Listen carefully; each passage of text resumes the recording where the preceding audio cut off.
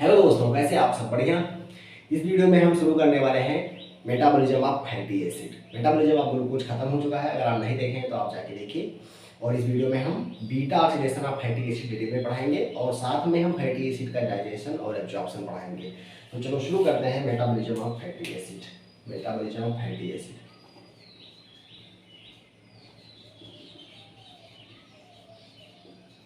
Fatty acid का metabolism.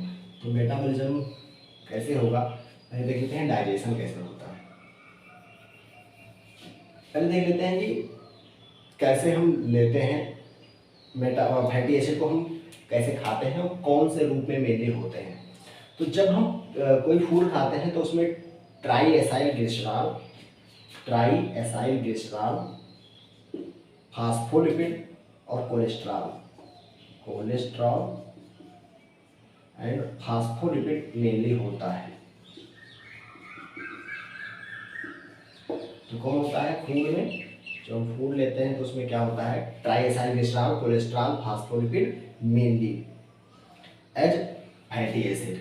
अब हम इनका क्या करेंगे? इनको हमारे शरीर क्या करती है? डाइजेस्ट करती है। तो अब अगला पढ़ेंगे डाइजेशन।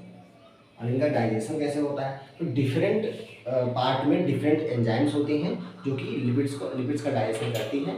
देखो, माउथ में भी एंजाइम होती है लाइपेज, लेकिन माउथ में डाइजेशन नहीं होता है लिपिड का, क्योंकि जो क्राइटेरिया चाहिए लिपिड डाइजेशन के लिए वो स्टमक प्रोवाइड करवाता है। तो स्टमक में जाके गैस्ट्रिक लाइपेज होगा और माउथ में भी लाइपेज होता है। जो माउथ वाला लाइपेज होता है वो खाने के साथ में स्टमक में चला जाता है और उसके बाद में क्या होता है? डाइजेशन होता है इसका, लिपिड का। वैसे कहते हैं सम लाइपेज एक्टिविटी स्टमक में देखी जाती है, लेकिन जो डाइजेशन होता है वो मेनली कहाँ पर होती है? स्मॉल इंटेस्टाइन में। तो डाइजेशन के लिए इधर हम लिखेंगे लाइपेजेज, इधर लिखेंगे लाइपेजेज। कहाँ कौन से पाए जाते हैं? लाइपेजेज।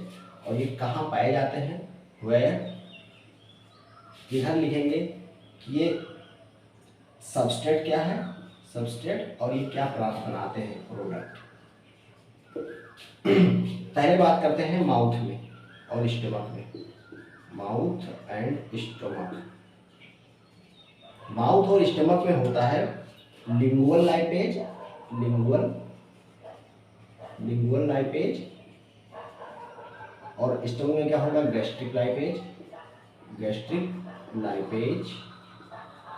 जिसे एसिड स्टेबल लाइपेज भी कहते हैं। Acid stable lipase. तो ये क्या है? एसिड स्टेबल लाइपेज है। लिंगुअल लाइपेज और गैस्ट्रिक लाइपेज क्या होते हैं? Acid stable lipase. Sorry, gastric lipase में क्या कहते हैं? एसिड स्टेबल लाइपेज कहते हैं कि ये एसिडिक मीडियम में भी क्या होते हैं? स्टेबल रहते हैं। तो ये माउथ लिखा है भाई, माउथ। ठीक है, माउथ एंड स्टमक। ये क्या, इनके लिए सबस्ट्रेट जो होता है वो ट्राइएसाइल ग्लिसरॉल, क्योंकि हम वही लिए हैं, ट्राइएसाइल ग्लिसरॉल होगा। मीडियम या शॉर्ट चेन फैटी एसिड होगा।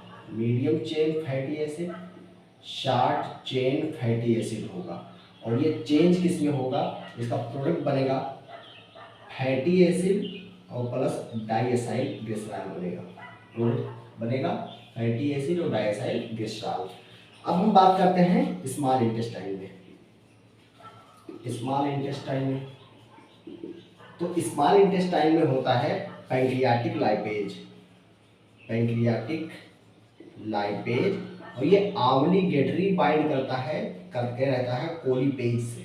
किससे बाइंड करता है? कोलिपेज से। जो कोलिपेज सिंथेसाइज होता है ये इनएक्टिव फॉर्म में सिंथेसाइज होता है, यानी कि एक जाइमोजन है। ये क्या है? जाइमोजन है, जो ट्रिप्सिन के द्वारा क्या होता है? एक्टिवेट। जो ट्रिप्सिन के द्वारा एक्टिवेट होता है। तो यहाँ पर लिख लीजिएगा, कोलिपेज जो होता है ये ट्रिप्सिन द्वारा एक्टिवेट होता है। ट्रिप्सिन क्या करती है? इसको एक्टिवेटेड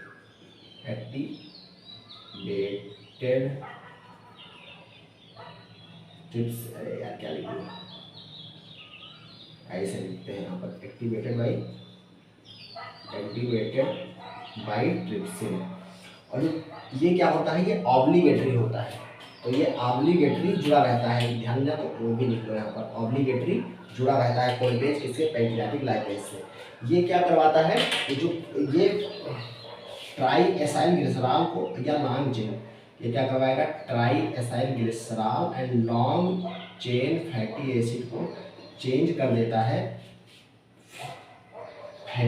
फ्री फैटी एसिड में और 2-मोनो-एसाइल ग्लिसरॉल में, 2-मोनो-एसाइल ग्लिसरॉल में। उसके बाद में हम स्मॉल इंटेस्टाइन में एक और लाइपेज होता है फास्फोलाइपेज A2 बाइल एसिड के साथ में। तो अगला पढ़ते हैं फास्फोलाइपेज A2 प्लस बाइल एसिड। ये भी क्या होता है स्मॉल इंटेस्टाइन में, और इसका जो सबस्ट्रेट होता है ये होता है फास्फोलिपिड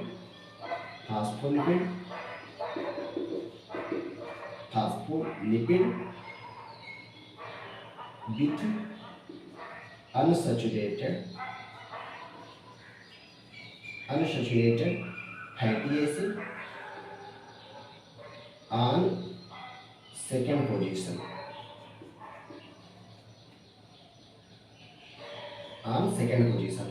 इसको ये चेंज कर देगा अनसैचुरेटेड फैटी एसिड में, अनसैचुरेटेड फैटी एसिड प्लस लाइसोलेसिथिन में। अगला बात करते हैं lipoprotein lipase plus insulin. Lipoprotein lipase plus insulin ये होगा कैपिलरी वाल में। और ये क्या करता है, ट्राई एसाइल ग्लिसरॉल जो होता है, ट्राई एसाइल ग्लिसरॉल इन काइलोमाइक्रान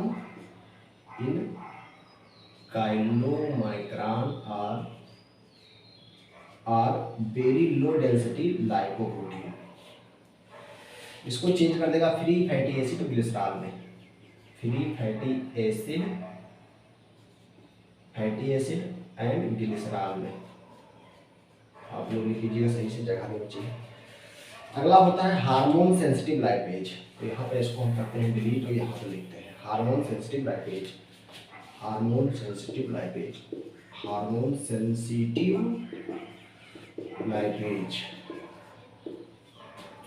लाइपेज ये एडिपोसाइट में होता है।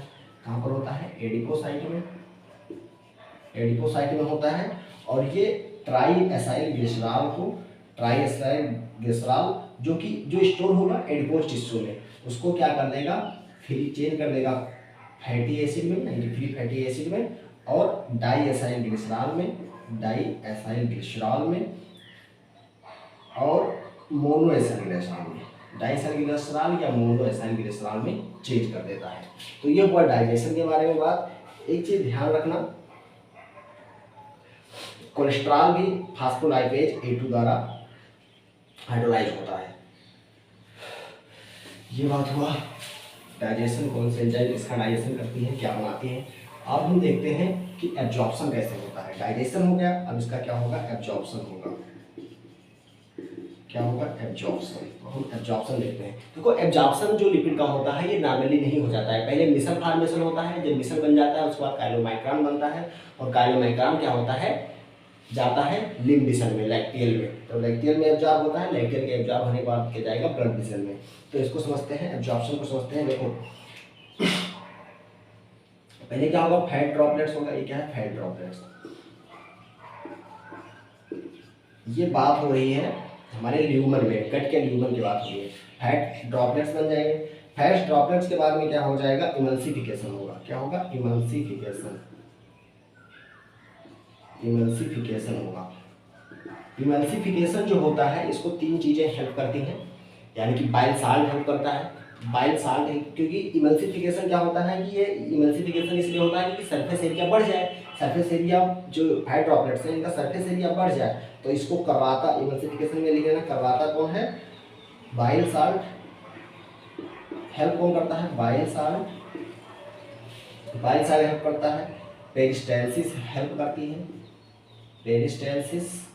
हेल्प करती है, और फास्फोलिपिड हेल्प करता है। फास्फोलिपिड इसको हेल्प करते हैं। एमल्सिफिकेशन क्या होता है, इसका मेन फंक्शन क्या होता है कि सरफेस एरिया इंक्रीज हो जाए। तो एमल्सिफिकेशन होगा, फैट ड्रॉपलेट्स का एमल्सिफिकेशन हो गया और बन जाएगा मिसल फॉर्मेशन हो जाएगा। क्या हो जाएगा, मिसल फॉर्मेशन हो जाएगा। जो हाइड्रोफोबिक चेन होगी वो अंदर रह जाएगी और बाहर क्या रह जाएंगे, बाहर क्या बचेंगे, बाहर बचेंगे तुम्हारे केवल और केवल हाइड्रोफिलिक मॉलिक्यूल। तो कुछ ऐसे होता है, देखो फिर ये बन जाएगा मिसल, छोटे छोटे ड्रॉपलेट्स बन जाएंगे, ये होगा मिसल फॉर्मेशन हो गया। मिसल फॉर्मेशन होगा। मिसल फॉर्मेशन जब हो जाएगा तो ये छोटा सा जो मॉलिक्यूल है ये तुम्हारा किस पे क्या क्या हो जाएगा, हल्का कोटेड हो जाएगा। और कोटेड हो जाने के बाद में, कोटेड हो जाएगा तो कोटेड हो गया प्रोटीन से, तो इसे कहेंगे काइलोमाइक्रॉन। क्या कहेंगे, काइलोमाइक्रॉन। तो ये क्या बना, ये होता है मोनोग्लिसराइड। ग्लिसराइड इसमें क्या होता है, monoglyceride and fatty acid. And fatty acid हो गया, ये क्या बन गया, काइलोमाइक्रॉन। नहीं, ये क्या है, फैट ग्लोब्यूल्स है। सॉरी, काइलोमाइक्रॉन है, फैट ग्लोब्यूल्स है, क्योंकि काइलोमाइक्रॉन बनता है जाके कहाँ पे, इंटेरोसाइट में। इंटेरोसाइट पे, यहाँ नहीं बनता है। तो ये क्या है, फैट ग्लोब्यूल्स है। ये इंटर करेंगी इंटेरोसाइट में। कहाँ इंटर करेंगी, ये यहाँ में इंटर कर देंगे इंटेरोसाइट में। इंटेरोसाइट है, ये इंटेरोसाइट दिखाया हमने। इंटेरोसाइट में क्या होंगी, इंटर करेंगी और यहाँ पे क्या होगी, ईआर होगी, एंडोप्लाज्मिक रेटिकुलम। यहाँ इंडोप्लाज्मिक रेटिकुलम है और ये क्या है, इंटेरोसाइट है। इंटेरोसाइट है। तो जो फैट ग्लोब्यूल्स थे वो अब इंटर करेंगे, डिफ्यूज करेंगे इंटेरोसाइट में। इंटेरोसाइट में जब डिफ्यूज कर जाएंगे तो यहाँ हल्का जैसे एक होता नहीं है, इन बाहर की तरफ क्या होगा, निकल बाहर की तरफ जैसे क्या होगा, इन्वेजिनेशन होगा। इन्वेजन नहीं, एक्सवेजेशन होता है।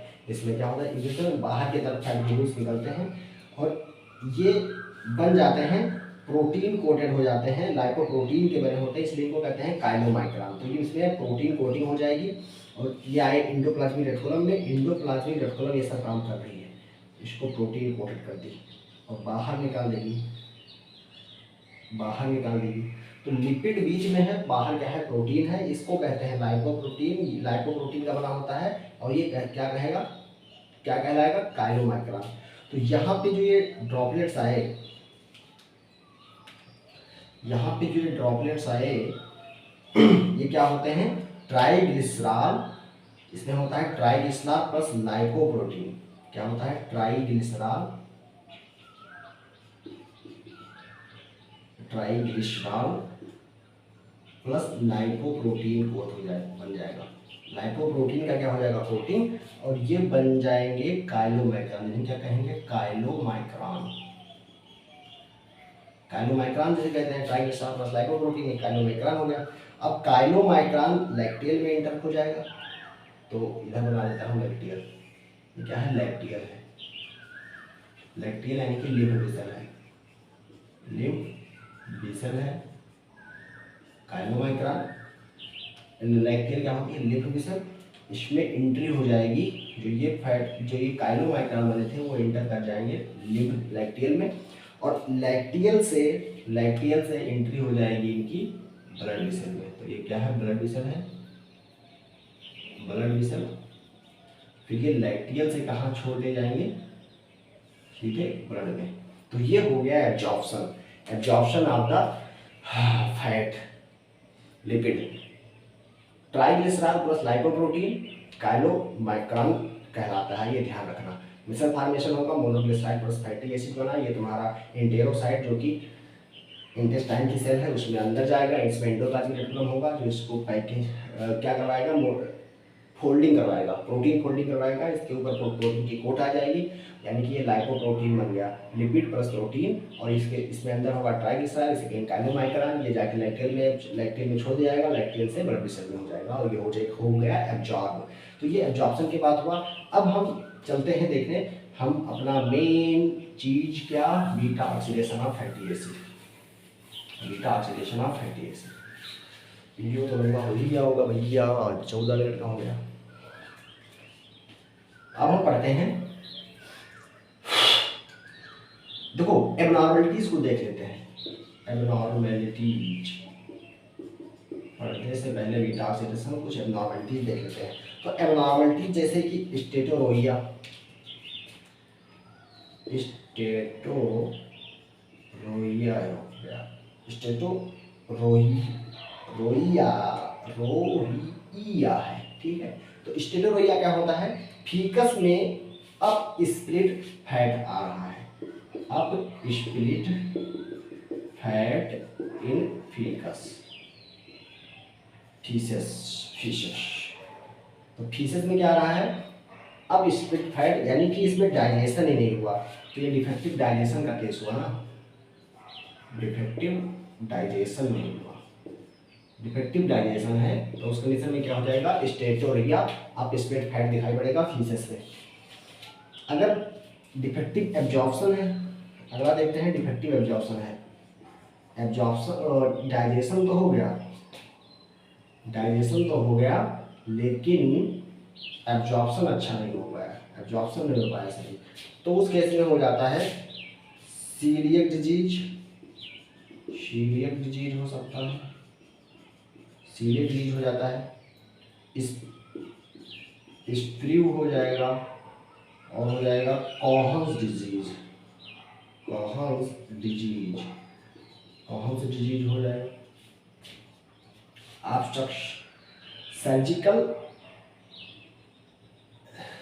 देखो ये इस केस में क्या होता है, सीलियक डिजीज, स्प्रू, कॉहन्स डिजीज में क्या होगा, डिफेक्टिव एब्जॉर्प्शन होगा। डिफेक्टिव एब्जॉर्प्शन होने के कारण या ऑब्स्ट्रक्शन ऑफ बाइल डक्ट हो जाए, या ऑब्स्ट्रक्शन हो जाए किसका, ऑब्स्ट्रक्शन हो जाए किसका, बाइल डक्ट का, बाइल डक्ट का, तो डिफेक्टिव एब्जॉर्प्शन होगा, जिसके कारण क्या होगा, फीसस आएगा, split split fat in faeces होगा, फीसस में स्प्लिट फैट दिखाई पड़ेगा, कि टूटा तो है लेकिन तो वो फीसस में जा रहा है, एब्जॉर्प्शन नहीं हो पा रहा है उसका सही से। तो ये हुआ कुछ एबनॉर्मलिटीज के बारे में। देखो हमारा वीडियो शुरू तो लगता होगा आपको, लेकिन तो पूरा समझने के लिए बहुत ही अच्छा होता है, सीधो सीधो पढ़ना। आप पढ़ते हैं beta oxidation of fatty acid, चौकी प्रोब के लिए बहुत ही इंपॉर्टेंट है, ठीक है। Beta oxidation of fatty acid, beta oxidation इसीलिए कहते हैं कि इसमें ऑक्सीडेशन होता है, oxidation of two carbon present at beta carbon. तो बीटा कार्बन पे बीटा कार्बन एटम प्रेजेंट होते हैं, इसलिए इसे कहते हैं बीटा कार्बन।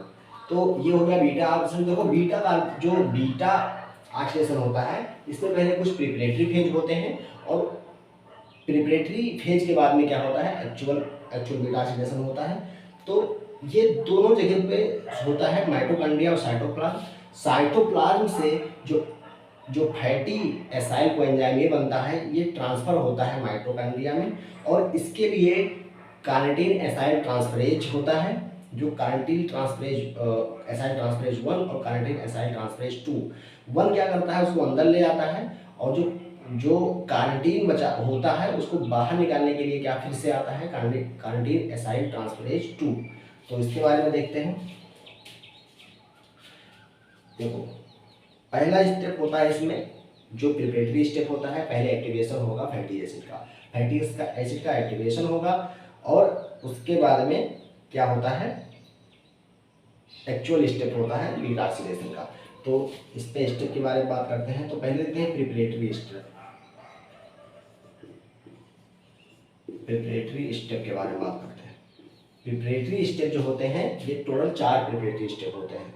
पहला प्रिपरेटरी स्टेप होता है एक्टिवेशन ऑफ फैटी एसिड। पहला क्या होता है, एक्टिवेशन ऑफ फैटी एसिड। तो देखो ये हम अभी बात कर रहे हैं साइटोप्लाज्म की, ये सब कहाँ होते हैं, साइटोप्लाज्म में, साइटोप्लाज्म की बात कर रहा हूँ, साइटोप्लाज्म में है। इधर हम बना रहे हैं साइटोप्लाज्म, उसके बाद में जहाँ से माइटोकॉन्ड्रिया बनाने लगेंगे वहाँ से माइटोकॉन्ड्रिया दिखा देंगे। तो देखो पहले क्या होता है, हमारे पास फैटी एसिड है, फैटी एसिड है, इसका एक्टिव ये बनेगा फैटी एसाइल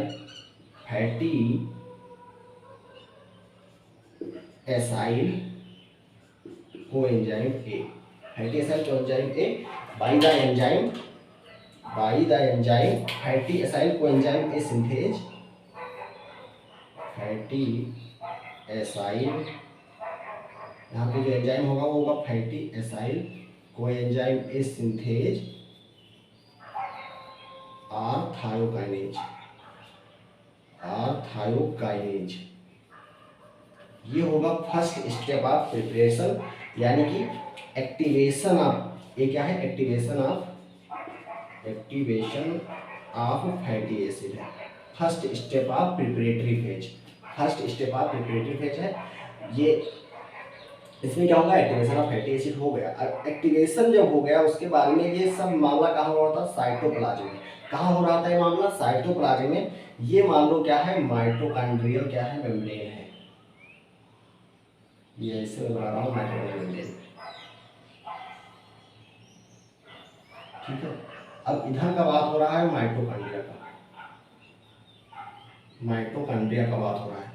तो जो ये फैटी एसाइल कोएंजाइम ए बना, इसको ट्रांसफर होना है कहाँ पे, माइटोकॉन्ड्रिया में, आगे स्टेप के लिए। तो इसके लिए प्रिपरेटरी स्टेप सेकंड आएगा और प्रिपरेटरी स्टेप सेकंड क्या होता है, रोल ऑफ कार्निटीन। कार्निटीन का क्या रोल है, तो कार्निटीन जो होता है वो beta hydroxy gamma trimethyl ammonium butyrate को कहते हैं कार्निटीन, और कार्निटीन इसको ट्रांसलोकेशन में हेल्प करता है फैटी एसाइल कोएंजाइम को साइटोप्लाज्म से माइटोकॉन्ड्रिया में। तो इसको देख लेते हैं। देखो यहाँ से एसाइल कोएंजाइम ए आएगा और कोएंजाइम ए बाहर निकल जाएगा। कोएंजाइम ए क्या हो गया, बाहर निकल गया। और जो एसाइल कोएंजाइम ए था वो ट्रांसपोर्ट हो गया अंदर की तरफ। यह है acyl coenzyme A, acyl carnitine, और इधर आया कार्निटीन। यह कार्निटीन इससे जुड़ा और एसाइल कार्निटीन बना। एसाइल कार्निटीन बाहर निकल गया किसमें, माइटोकॉन्ड्रिया में निकल गया। तो ये एसाइल कार्निटीन बाहर निकल गया। अब यहाँ पे पहुंचा क्या, एसाइल कार्निटीन, माइटोकॉन्ड्रिया पहुंचा एसाइल कार्निटीन। अब ये फिर से क्या करेगा, टूटेगा किसमें, कार्निटीन में और एसाइल कोएंजाइम ए में। तो यहाँ पर आएगा कोएंजाइम ए एक्ट करेगा, कोएंजाइम ए ऐड होगा और ये बन जाएगा, कार्निटीन हो जाएगा बाहर और ये फिर से बन गया एसाइल कोएंजाइम ए, फिर से बन गया एसाइल कोएंजाइम ए, जो हमको चाहिए था आगे स्टेप के लिए। और कार्निटीन जो होगा ये फिर से बाहर कर दिया जाएगा ट्रांसलोकेज एंजाइम द्वारा। ये फिर से क्या हो जाएगा, बाहर, फिर से क्या हो जाएगा, बाहर। ये माइटोकॉन्ड्रिया था और ये था साइटोप्लाज्म, ये माइटोकॉन्ड्रियल मेम्ब्रेन थी। उसको पास होने के लिए कार्निटीन सिस्टम चाहिए। तो जो पहला स्टेप हुआ इधर वाला, इसे करवाता है carnitine acyl transferase 1। Carnitine acyl transferase 1 करवाता है इधर वाला। इसको अगर लिखते हरे में तो अच्छा रहता, नहीं एंजाइम को हरे में लिख रहा हूँ। और इधर होता है carnitine acyl transferase 2। Carnitine acyl transferase 2 जो इधर वाला काम करवा रहा है। तो कार्निटीन एसाइल ट्रांसफरेज 1 क्या करवाता है, कार्निटीन को एसाइल कोएंजाइम ए से जोड़ता है। एसाइल कोएंजाइम ए बाहर निकल जाता है और बन जाता है acyl carnitine. Acyl carnitine transfer हो जाता है अंदर by the carnitine acyl transferase 1 से। और कार्निटीन एसाइल ट्रांसफरेज 2 जो होता है वो आगे का काम करता है, फिर से कोएंजाइम में जुड़ता है और एसाइल कोएंजाइम में बन जाता है, कार्निटीन फ्री हो जाता है। और ट्रांसलोकेज आएगा, ट्रांसलोकेज ट्रांसफर कर देगा एसाइल कार्निटीन को एक साइड से दूसरी साइड ले जाने का कौन काम करेगा, ट्रांसलोकेज। कौन काम करेगा, ट्रांसलोकेज। तो ये काम करता है ट्रांसलोकेज, यहाँ पर होगा ट्रांसलोकेज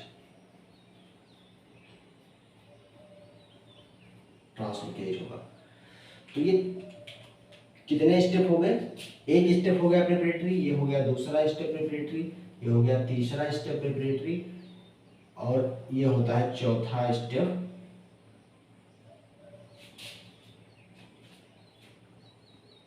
ट्रांसलोकेज, ये ट्रांसलोकेज को कहते हैं तीसरा स्टेप, ठीक है। नहीं नहीं नहीं नहीं नहीं, जो कार्निटीन होगा ये क्या होगा, दूसरा स्टेप, और कार्निटीन जो 1 होता है ये होता है तीसरा स्टेप, और चौथा स्टेप होता है ट्रांसलोकेज जो ट्रांसफर करता है, ठीक है। तो ये अभी तक हो रहा था माइटोकॉन्ड्रिया में ले जाने का काम। अब माइटोकॉन्ड्रिया में एक्चुअल स्टेप होगा बीटा ऑक्सीडेशन का। तो चलो उसको देखते हैं एक्चुअल स्टेप कैसे हैं बीटा ऑक्सीडेशन के। ये बात हो गया। अब हमको जगह यहाँ पर नहीं है, आगे कंटिन्यू नहीं कर सकते, क्यों आगे कंटिन्यू नहीं कर सकते हैं। जितना अब काम होगा वो माइटोकॉन्ड्रिया में होगा, आप लोग इसको ध्यान में रख के चलिएगा। तो यहाँ से हम कर देते हैं इसको रफ। हमारे पास में एसाइल कोएंजाइम ए बचा था, क्या बचा था, एसाइल कोएंजाइम ए जो बाहर निकला था। अब एसाइल कोएंजाइम ए है वो तुम्हारा क्या है, चाहे उसको फैटी एसाइल कोएंजाइम ए को बात एक ही है। तो हमारे पास में क्या था, acyl coenzyme A, acyl coenzyme ए। जो एसाइल कोएंजाइम ए होगा वो बनेगा ट्रांस इनोइल कोएंजाइम ए में चेंज हो जाएगा। किसमें चेंज हो जाएगा, trans enoyl coenzyme A, trans enoyl coenzyme A में चेंज हो जाएगा by the enzyme acyl coenzyme A, acyl coenzyme A dehydrogenase. और इसमें क्या होता है, एक FADH2 बनता है।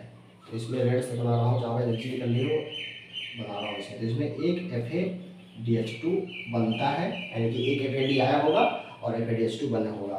इसीलिए इस स्टेप को कहते हैं FAD इन्वॉल्व्ड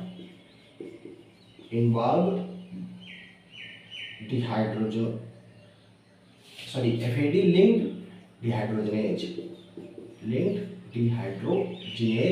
स्टेप। तो ये स्टेप 1 हुआ। और स्टेप 2 क्या होगा, अब ट्रांस इनोइल कोएंजाइम जो बन गया, ये ट्रांस इनोइल एंजाइम चेंज होगा L beta hydroxy acyl coenzyme में। ये किसमें चेंज होगा, ये चेंज होगा एल बीटा हाइड्रोक्सी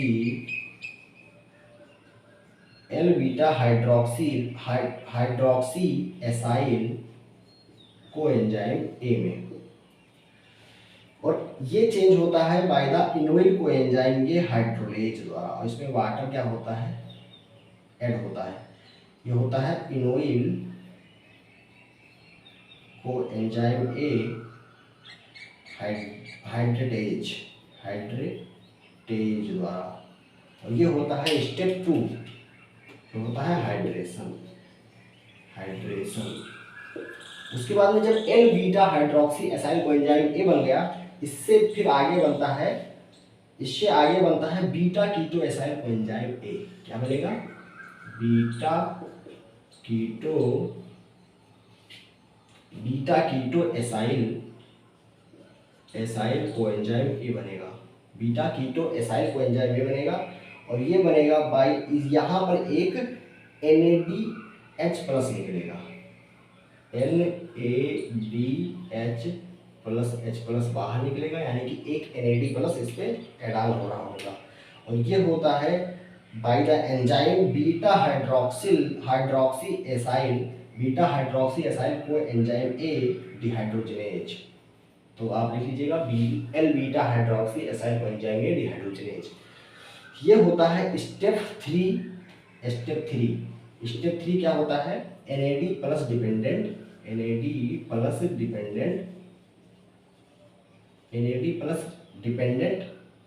डिहाइड्रोजिनेज। अब जो beta keto acyl coenzyme A बन गया, उसके बाद बीटा कीटो एसाइल कोएंजाइम होगा दो चीजों में चेंज होगा। एक होगा एसाइल कोएंजाइम ए और एक होगा एसिटिल कोएंजाइम ए। जो एसिटिल कोएंजाइम ए होगी, आप लोग जानते हैं कहाँ जाएगी, TCA में, ट्राई कार्बोक्सिलिक एसिड साइकिल। और एसिल कोएंजाइम ए जो बना वो फिर से साइकिल में कंटिन्यू कर जाएगा स्टेप 1 2 3 एंड 4 में। जो स्टेप 4 है ये कराता है थायोलेज। क्या कराता है? थायोलेज, यानी कि ये क्या होता है? क्लीवेज। तो स्टेप 4 क्या है? क्लीवेज। स्टेप के बारे में बात हो गया और क्या बनता है उसके बारे में बात हो गया। देखो ये अगर मान लो पाल्मिटिक एसिड ले लिया है हमने जो 16 कार्बन का है, तो उसको कंप्लीट होने के लिए 8 एसिटिल कोएंजाइम ये बनता है और पूरी जो टोटल साइकिल होती है वो 7 साइकिल होती है। ठीक है, 7 साइकिल में वो पूरे तरीके से ऑक्सीडाइज होता है। तो उस एनर्जेटिक्स के बारे में बात करते हैं। तो ये खत्म हो गया भैया क्या? Beta oxidation. अब हम एनर्जेटिक्स के बारे में बात कर लेते हैं इसकी। तो एनर्जेटिक्स के बारे में जहाँ जहाँ निकला था NADH और FADH2 उसको आप लोगों को ध्यान रखना है। एक जगह जब फैटी एसाइल कोएंजाइम चेंज हो रहा था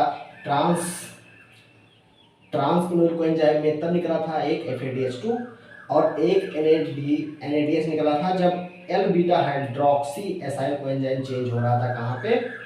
beta keto acyl coenzyme A पे। तो टोटल 2 जगह निकला था, एक FADH2 और एक NADH2।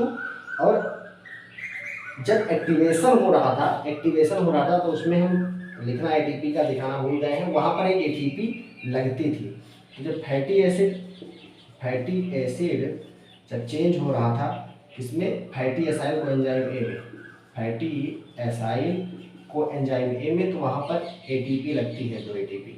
ठीक है, तो ये आप लोग वहाँ जाकर लिख लीजिएगा, 2 ATP लगती है वहाँ पे, ये आप लोग लिख लीजिएगा। अब हम एनर्जी के बारे में बात करते हैं। देखो मान लीजिए हम ले लेते हैं पाल्मिटिक एसिड जो कि है 16 कार्बन होता है। इसको 7 साइकिल लगता है, 7 साइकिल फॉर ऑक्सीडेशन लगता है, 7 साइकिल ऑक्सीडेशन के लगता है। और 8 मॉलिक्यूल एसिटिल कोएंजाइम के प्राप्त होते हैं। 8 मॉलिक्यूल एसिटिल कोएंजाइम के प्राप्त होते हैं। और 1 मॉलिक्यूल अगर TCA में जाता है तो कितना ATP देता है? 10 ATP। एक अगर मॉलिक्यूल जाएगा TCA में तो ये कहाँ जाएगा? TCA। और TCA में 1 मॉलिक्यूल देता है 10 ATP। तो 8 मॉलिक्यूल कितना देंगे? 8 × 10 बराबर 80 ATP देंगे। ये TCA की बात हो रही है, ट्राइकार्बोक्सिलिक एसिड साइकिल में। अगर एक एसिड कोएंजाइम में जाता है तो 10 ATP मिलता है, अगर 8 जाएगा तो 80 ATP मिलेगा। तो ये बात हो गया। वहीं पर 7 साइकिल हो रही है तो 7 FADH2 भी होंगे और इनटू 1 एनर्जी करते हैं 1.5। तो ये कितना हो जाएगा? 7 दूनी 14, 7 एकम 7। ठीक है, तो ये हो जाएगा 10.5 ATP। वहीं पर 7 NADH2 भी बनना होगा, NADH2, और इनटू ये 2.5 ATP देते हैं एक, तो ये हो जाएगा 17.5 ATP, 17.5 ATP। तो ये टोटल अगर इसको एड ऑन करोगे तो कितना हो जाएगा? 108 ATP। लेकिन 2 ATP के क्या हो रहा था? यूज। तो यहाँ से कर दोगे -2 ATP और नेट जो बचेगा वो हमारा 106 ATP यील्ड हुआ। 106 ATP क्या होता है? यील्ड। तो ये एनर्जेटिक्स के बारे में बात हो गया, beta oxidation of fatty acid. तो हम पाल्मिटिक एसिड के बारे में देखें। अब अगर यहाँ पर कोई 3 मान के को सॉल्व कर देता है, कोई इसको 2 मानता है तो ATP बढ़ जाएगी। अगर इसको यहाँ पे 2 मान लिया, इसको 3 मान लिया, तो लगभग 129 ATP का गेन होगा। तो ये बात हुआ बीटा ऑक्सीडेशन के बारे में। बीटा ऑक्सीडेशन कितने स्टेप में होता है। अब हम देख लेते हैं रेगुलेशन कैसे होता है बीटा ऑक्सीडेशन का। तो बीटा ऑक्सीडेशन का रेगुलेशन देखे जा रहे हैं इसमें। रेगुलेशन के बारे में बात करते हैं। जो रेगुलेशन होता है वो निर्भर करता है availability of free fatty acid अगर फ्री फैटी एसिड प्रेजेंट होगी तो बीटा ऑक्सीडेशन होता रहेगा, और अगर प्रेजेंट ही नहीं है तो बीटा ऑक्सीडेशन इनहिबिट होगा। तो अवेलेबिलिटी जो होती है फ्री फैटी एसिड की, उसको स्टिमुलेट करती है। अगर फ्री स्टिमुलेटेड होगा, अगर फ्री फैटी एसिड क्या होगी, ज़्यादा होगी, फ्री फैटी एसिड ज़्यादा होगी। वहीं पर जो ग्लूकेगॉन इंसुलिन रेशियो पर भी डिपेंड करता है। ग्लूकेगॉन और इंसुलिन के रेशियो पर भी डिपेंड करता है, इंसुलिन के रेशियो पर भी डिपेंड करता है। ग्लूकेगॉन इसको बीटा ऑक्सीडेशन इंक्रीज करवाता है और इंसुलिन डिक्रीज करवाता है। इंसुलिन क्या करता है, डिक्रीज करवा देता है, तो ये भी कंट्रोल हो गया, ये हार्मोनल कंट्रोल हो गया, अवेलेबिलिटी एक कंट्रोल हो गया। और दूसरा क्या होता है, कार्निटीन वाला मामला हो गया।